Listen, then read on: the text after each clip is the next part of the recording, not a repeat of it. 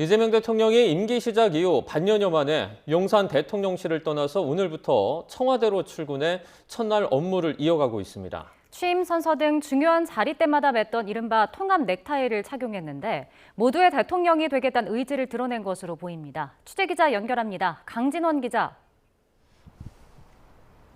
네, 청와대 춘추관입니다. 네, 이재명 대통령이 이제부터 청와대에서 근무를 하는 거죠? 네, 그렇습니다. 이재명 대통령이 탄 전용차는 오늘 오전 9시 10분쯤 청와대 본관 앞에 도착했습니다. 위성락 국가안보실장과 김용범 정책실장 등 핵심 참모들이 이 대통령을 반갑게 맞았습니다. 이 대통령은 흰색과 빨간색, 파란색이 사선으로 섞인 넥타이를 메고 있었습니다. 통합을 상징하는 이 넥타이를 이 대통령은 취임 선서식 등 중요한 자리 때마다 착용하고 있습니다. 문재인 전 대통령이 퇴임한 지난 2022년 5월 9일 이후 1330일 만에 청와대로 복귀한 것을 기념해서 오늘 또 이 넥타이를 맨 거로 보입니다. 새로 시작하는 이곳 청와대에서 특정 정당의 지지자를 넘어 모두의 대통령이 되겠다는 각오를 다진 거란 해석이 나오고 있습니다.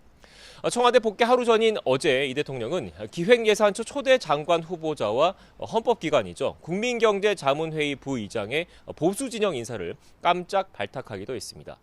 이 대통령은 청와대 첫 출근일인 오늘 참모들과 주요 국정 현안을 점검하고 청와대 경내에 있는 국가위기관리센터도 방문했습니다. 앞서 오늘 0시엔 대한민국 국가수반을 상징하는 봉황기가 용산 대통령실에서 내려지고 이곳 청와대에 개항됐습니다. 이에 따라 오늘부터 대통령실의 공식 명칭도 청와대로 바뀌었습니다. 네, 청와대 내부에는 여러 건물이 있는데 이 대통령이 어디에서 업무를 보는 겁니까? 네, 대통령 집무실은 본관과 직원들의 업무 공간인 여민관 이렇게 두 곳에 마련됐습니다. 이 대통령은 업무동과 500m가량 떨어져 있어서 권위적이고 효율성이 낮다는 지적을 받는 본관보다는 주로 여민관에 머물 것으로 보입니다. 비서실장과 정책실장, 안보실장 등 핵심 참모들과 같은 건물인 여민 1관에서 근무하면서 여러 현안을 수시로 논의할 것으로 전해졌습니다. 대신 역사성이 담긴 본관 2층의 집무실은 정상회담 등 공식 행사 때 사용될 예정입니다. 이 대통령 내외 생활 공간이죠. 청와대 관저는 아직 보수 공사가 끝나지 않았습니다.